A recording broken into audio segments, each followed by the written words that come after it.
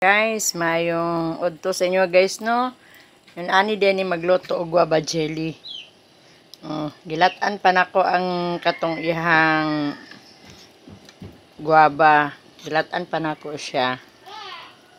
Tapos nigmalata na gyud siya, magawas na iyang mga katas. Pabukalan siya maayo. Kani kadi pa manilata. Tapos pugaon ni siya.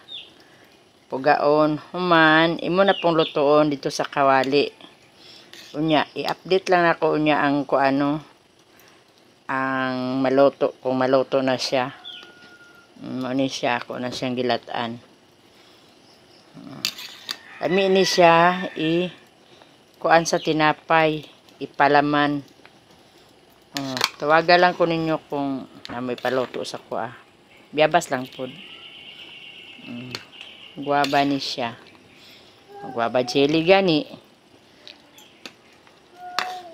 Bukal-bukal na siya. Kanang maitos ni gud siya.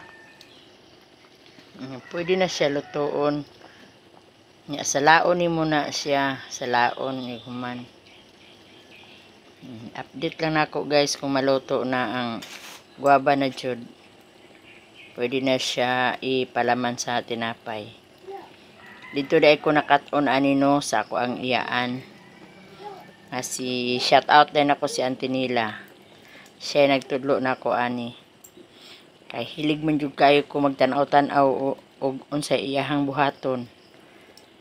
Mao ni guys, makakat-on jud ta guys.